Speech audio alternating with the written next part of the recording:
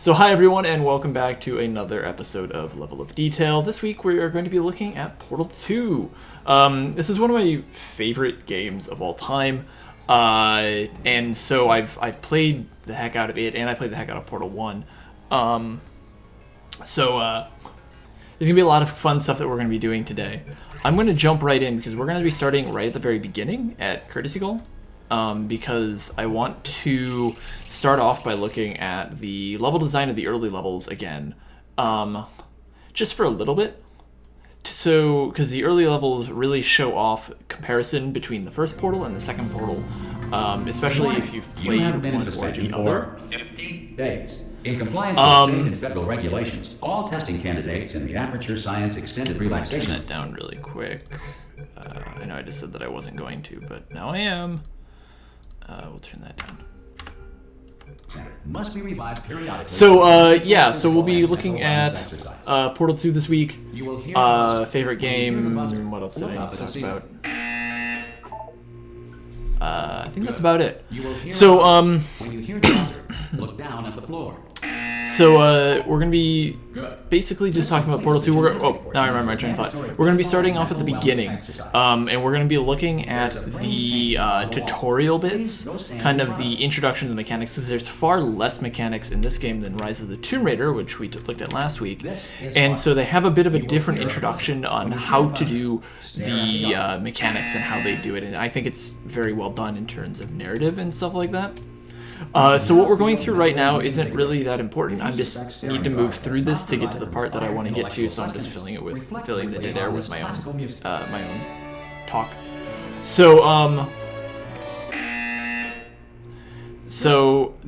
we're gonna be looking at that, and there's a lot of parallels, and by parallels I mean direct copy pastes. From the original Portal game in Portal 2 to kind of almost retcon that style of game design and level design.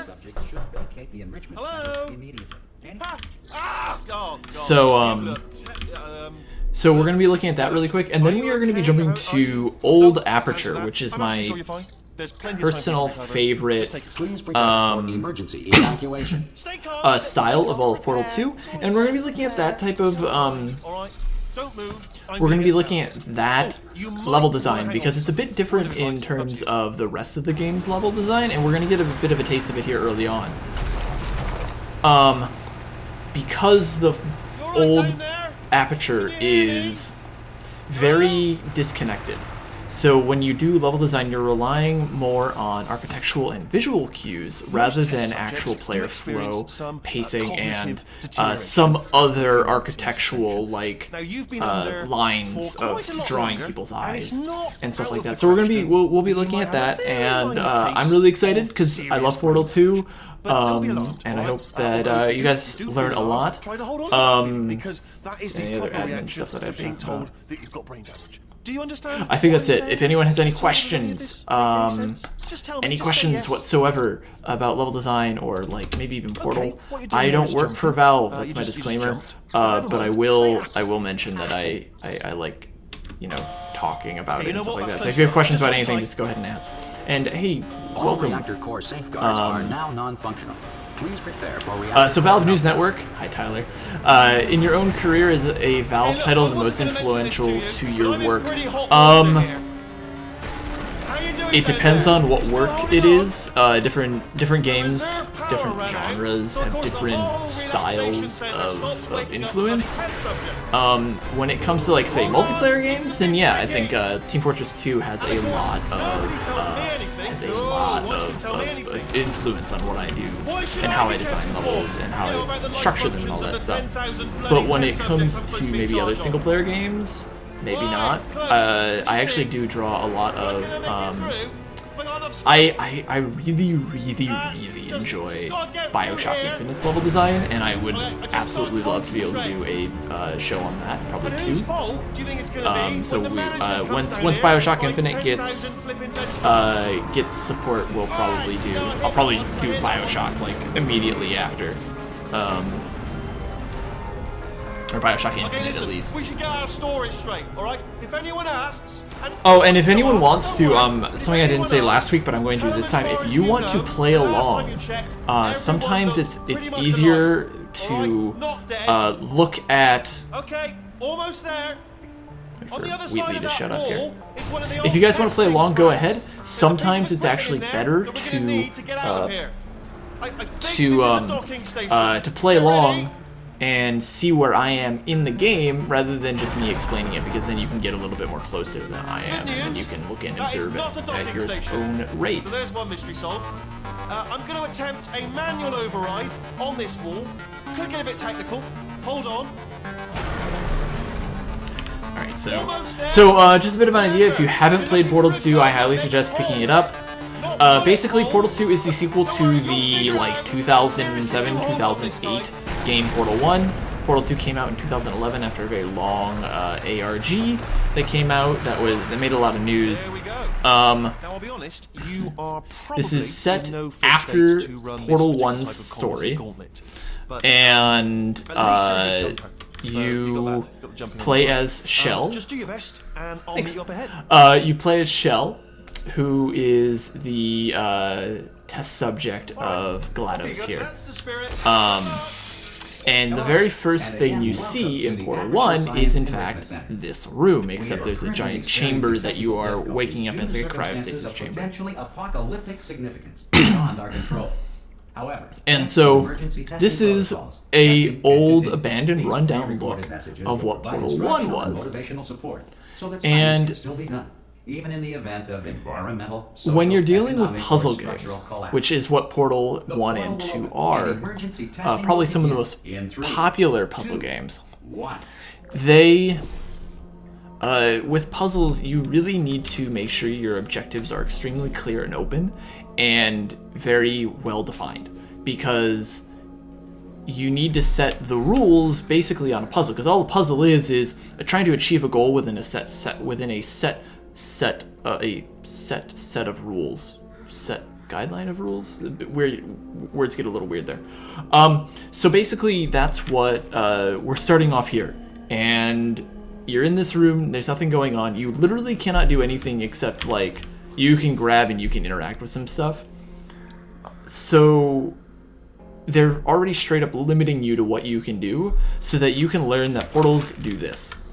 And it's even set up, this is completely intentional, and if it isn't, I would be extremely shocked, that when you look through the first portal, you can see yourself, and you immediately walk through, and you're like, okay, I can now walk through those. And it's a very subtle way of showing through the design, like, this is what they're doing, even though it might be pretty obvious.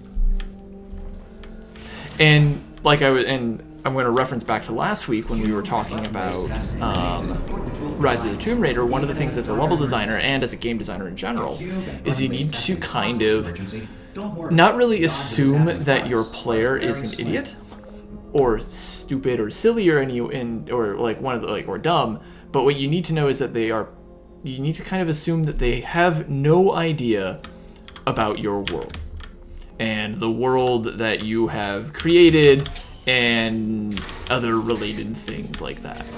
Please note the incandescent particle field across the exit. So This aperture you want to site make considered emancipation grill mechanic will introductions visualize as the clear as process possible. through. And sometimes, like with Rise of the Tomb Raider and a bunch of other games, they do that through like text nodes, like bubble, like boop. This is your portal gun. If you fire it, it does this. Or, oh, this is how you craft, or something like that. Portal does things by showing you how to do it Lie on your back and then having you do it. So it doesn't tell you how to do it, it shows you, and then you go ahead and do that. And we'll see that here in a bit. So we've seen this is how portals work, and this is another one of the original puzzles. We've actually skipped a few. We don't go through all of them. We kind of cherry pick our way through, and it's a bit of a variant on another one of the puzzles. Actually, that's the wrong one that I wanted. And so now we already know that portals, we can walk in and out of portals. That's all we know, is that we can just walk in and out of portals. And so now we're learning that we can take things through the portals, and that these buttons do things. So we're learning a bunch of stuff all at once, and that's okay, because if we're doing that, if you like throw the entire game mechanic on in one level, that's going to be really rough for the player. However, if you come and do this and you do it in pieces, you can have a lot more depending on the type of mechanic that it is. So like button pushing, that's not very hard to comprehend. You don't need to spend a lot of time. You don't need to dedicate a whole level onto learning how to push a button. But you can mix that in with learning how to, learning that portals can have objects pass through them that we're carrying, and how boxes and the other boxes and big buttons work. Results of your test. An Aperture Science Reintegration Associate will revive you for an interview when society has been rebuilt. So spoiler alert, at the end of Portal 1, we defeat GLaDOS, who is the all-knowing, like, evil AI By a manner of Animal King, sending a that's been running Aperture for quite some time. So we defeat GLaDOS, and so now we've woken up in a post-GLaDOS Aperture, and we met Wheatley, who is helping us get through everything. You made it. This is one of the. I'm gonna jump back up here really quick. So this is the second test chamber that we hit in the first portal. And when I talk about showing rather than telling, this was if I remember correctly, this is the first level where we see a portal gun that's sitting right on that stand right over there. And it was spinning around and firing its portal. So we see, all right, these are guns that now fire the portals that we've been already walking through. And so we know what the portals do, now we can actually control them. So it's kind of learning your power before actually being able to wield it. It's like going to like driver's school to learn how to drive a car before you actually drive the car. This is a bit of a narrative flair because they're retconning the whole area, the whole all of Portal 1, and retcon meaning just kind of removing from canon. Do you know what I'm going to do? I'm going to work on the assumption that you're still alive, and I'm just going to wait for you up ahead. And instead we find it here, and we get this nice introduction story shot, because the story, there's now a very different story from Portal 1. And so we get this little area here that's built in a way that is surrounded by all these pictures drawn by a character known as the Rat Man. And these are depicting, obviously, kind of, here's Shell, and it's depicting kind of what has happened since then, and what happened before then, and this weird little kind of like angelic look of maybe Shell did something good, even though she destroyed this entire robot and basically destroyed Aperture. And on top of that, we have this nice level, we have this nice kind of level structure that will draw our eye and the player to the first portal gun that we get. In terms of simplicity versus complex, like kind of complexity, Valve, or Tyler, I should say, I still prefer Portal 2, but Portal 1 is great for really short gameplay, and they both teach some good things. So the first thing we're given is the blue portal gun, and this is set up in such a way that we see that there is a portal here, and we actually cannot jump to it. So there's no way for us to get up there. We have to go through this portal, and we know that the orange portal has to have a blue portal backup, and Wheatley just told us that we have a blue portal, or we have this portal gun, so we're surrounded by all of these portable surfaces, surfaces, so even if we just started randomly firing off, like, there was a good chance that we were going to hit something and see. That's how we make a blue portal. So it was very difficult to miss that, and as I choke on, I need some water here. So it's very difficult to miss that. And we'll get into the different types of surfaces later, probably when we start doing when we start dealing with the old Aperture, and I should probably get back to where I was.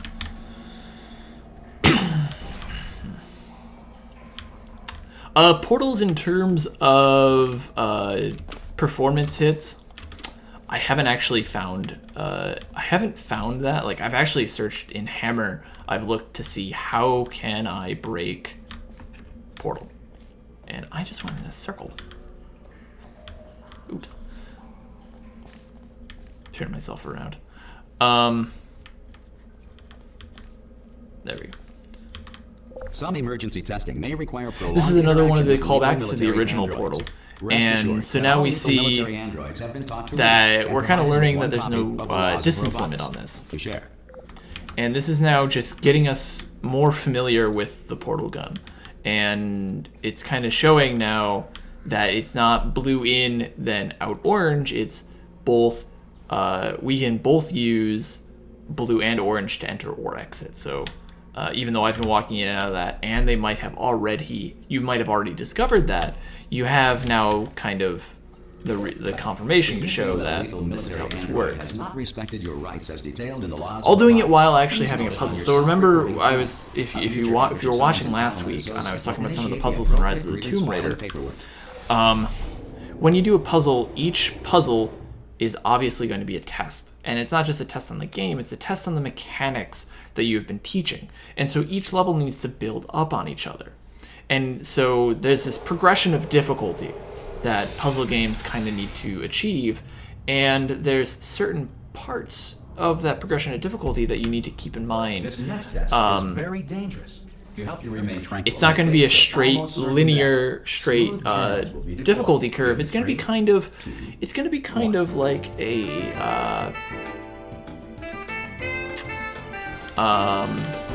it's going to be kind of like a nice gentle curve, but there's going to be some ups and downs in it, and we'll talk about that in a bit. So this is kind of turning on its head something that we have already learned, which is buttons require boxes, and something that we haven't learned yet was that buttons can be activated by the player. And so we see that by, if we walk through, this is intentionally placed in such a way that like we have to walk over it. So we see player can now use the button, and we can't fire a portal through it. And if we step off, then it closes. So we know we're temporary opening, which means we're probably going to need to use that soon. And the pit here is just kind of something that they would use to force you to use the portals, because this game it's called Portal, so the primary focus of every puzzle should be based around these portals. They shouldn't just be, you shouldn't necessarily have just a box and button like just a box and button puzzle. You want to have something that's a bit of a mix, and more importantly, you want to be able to show off, you want to make it focused around these mechanics. And so what it's doing is that it's training us through how all these levels are being made. It's training us how to use the portal gun one portal at a time. And that's really important, because when you get to 2, it gets really complicated for somebody who hasn't played this game very much. So we're just going to be using 1 for now. Great work. And I'm going to be going This through and message flipping is around pre-recorded. here. Any And observations so related to your performance are speculation on our part. It's just Please forcing us disregard to use any that one deserved one compliments. portal at a time.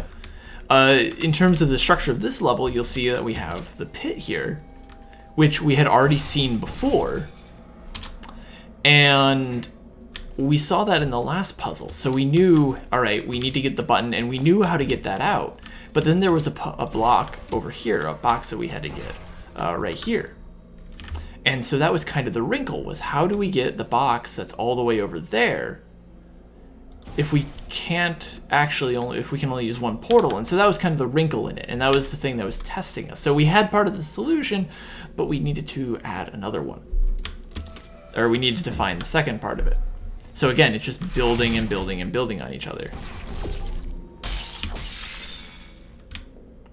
This was in the original Portal. This was kind of almost like a trick puzzle that kind of was like, oh well, you could die if you don't figure out what it was, and it was just like this kind of way to build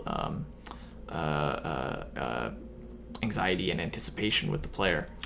And in this case, it was the exact same way. You just fire it at the wall or anywhere nearby, and then you just kind of fall in from the ceiling, and that's why they had this glass ceiling here, so you could see it.